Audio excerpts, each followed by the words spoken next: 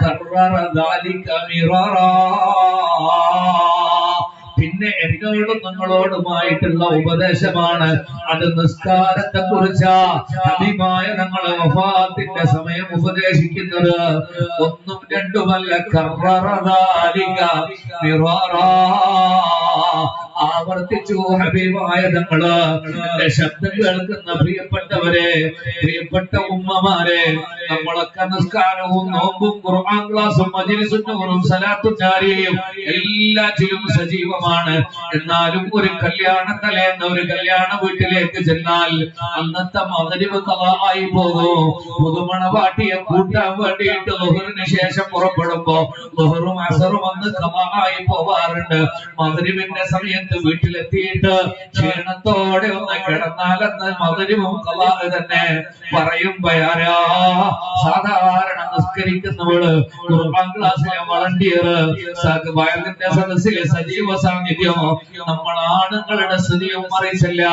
എന്തെങ്കിലും ഒരാഘോഷങ്ങൾ വരുമ്പോഴേക്ക്, ഒരു ഫുട്ബോൾ ടൂർണമെന്റ് അതല്ലെങ്കിൽ ഒരു വോളിബോൾ കളി കാണാനൊക്കെ പോകുമ്പോഴേക്ക്, ചുരുക്കി പറഞ്ഞാൽ ദുനിയാവിന്റെ സന്തോഷങ്ങൾക്ക് വേണ്ടി നിസ്കാരത്തിനെ മാറ്റിവെക്കുന്ന സ്വഭാവക്കാരെ ഗൗരവത്തോടെ ആലോചിച്ചോ.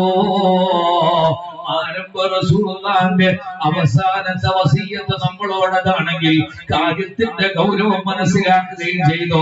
വഖലഫ മിൻ ബഅദിഹിം ഖൽഫുൻ അളാഉസ് സ്വലാത്ത വത്തബഉ ശഹവാതി ഫസൗഫ യൽഖൗന ഗയ്യാ.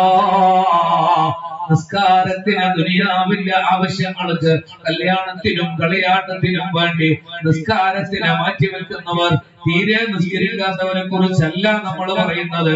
ദുനിയാവിന് വേണ്ടി നിസ്കാരത്തിനെ മാറ്റിവെക്കുന്നവർ സൗഫ യൽഖൗന ഗയ്യാ. എന്ന് പറയുന്ന ഭയാനകമായ നരകശിക്ഷ, വല്ലാത്ത ആയമേറിയ ശക്തമായ ചൂടുള്ള വല്ലാത്ത ദുർഗന്ധമുള്ള ആയമേറിയ ഒരു പുഴയാണത്. നരക കവാടത്തിലുള്ള പുഴയാണത്. ലൗകതറ ഖുദ്റതും മിൻഹു ഇല ദുനിയാ ലഹലക അഹ്ലു ദുനിയാ കുല്ലുഹാ. അതിൽ നിന്ന് ഒരു തുള്ളി എങ്ങാനും ഈ ദുനിയാവിലേക്ക് വീണാൽ ദുനിയാവ് മുഴുവനും നശിച്ചു പോകുന്നു. അത്രയും കടുപ്പമുള്ള ആ ഒരു ഭയാനകമായ നരകശിക്ഷ തീരെ നിസ്കരിക്കാത്തവർക്കല്ല, നിസ്കാരത്തിന് ദുനിയാവിന്റെ കാര്യത്തിന് മാറ്റിവെക്കുന്നവർക്ക്. അപ്പൊ പിന്നെ നിസ്കരിക്കാത്തവരുടെ അവസ്ഥ എന്താ? കലീമുല്ലാഹി മൂസാ നബി അലൈഹിസ്സലാം, അവർക്ക് 5 വക്ത് നിസ്കാരമില്ലെങ്കിലും അവരുടെ ഒരു നിസ്കാരം ഉണ്ടല്ലോ. ഏതോ ആവട്ടെ, ഒരിക്കലും ഒരു പെണ്ണ് വന്നിട്ട് മൂസാ നബിയോട് പറയുന്നു, ഞാനൊരു മൂസാ നബിയെ, ഞാനൊരു വല്ലാത്ത തെറ്റ് ചെയ്തു പോയി, റബ്ബിനോട് തൗബ ചെയ്തിട്ടുമുണ്ട്, നിങ്ങൾ എനിക്ക് വേണ്ടി ഒന്ന് പൊറുക്കലിനെ തേടണേ. മൂസാ നബി അലൈഹിസ്സലാം പെണ്ണിനോട് ചോദിച്ചു, എന്താ പെങ്ങളെ നീ ചെയ്ത തെറ്റെന്ന് ചോദിച്ചപ്പോ മടിയുണ്ട് പറയാനെങ്കിലും ആ പെണ്ണ് പറയുന്ന, ഒരു ദുർബല നിമിഷത്തിൽ ഞാൻ വ്യഭിചരിച്ചു പോയി, അതിന് ഞാൻ ഗർഭിണിയായി, ആ ഹംല് പൂർത്തിയാക്കി ഞാൻ ആ കുട്ടിയെ പ്രസവിച്ചു. ആ പ്രസവിക്കപ്പെട്ട കുട്ടി എനിക്കും എന്റെ കുടുംബത്തിനും അപമാനമാകുമെന്ന് കരുതിയപ്പോ ഞാൻ ആ കുട്ടിയെ കൊന്നു മൂസാ. അതിനെ കൊന്നു കുഴിച്ചിട്ടു മൂസാ നബിയെ. സുബ്ഹാനല്ലാഹ്. ഇത് ഉഖ്റുജി യാ ഫാജിറ, തമ്മാടിച്ചിയായ പെണ്ണെ പോട്.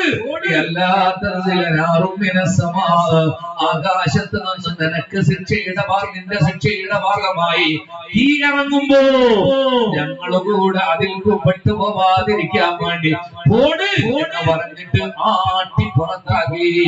ആ സമയത്ത് ആ പെണ്ണ് പോകുന്നത് ഹൃദയം പൊട്ടിയിട്ടാണ് ആ പെണ്ണ് പോകുന്നതെന്ന് ആ കിതാബുകളിൽ രേഖപ്പെടുത്തി. രേഖപ്പെടുത്തിയത്. വേദനയോടെ ആ പെണ്ണ് മടങ്ങിപ്പോയി. ഒരല്പസമയം കഴിഞ്ഞപ്പോ ജിബ്രീൽ വരുന്നു. ജിബ്രീൽ വന്നിട്ട് അല്ലാഹുവിങ്കൽ നിന്നുള്ള സലാം പറയുന്നു. എന്നിട്ട് മൂസാ നബിയോട് പറയുന്നു, മൂസാ നബിയെ, അള്ളങ്ങളോട് ചോദിക്കുന്നുണ്ട്, എന്തിനാ ഒരു തൗബ ചെയ്ത് മടങ്ങിയ ഒരു പെണ്ണിനെ നിങ്ങൾ ആട്ടിപ്പുറത്താക്കിയത് എന്ന്?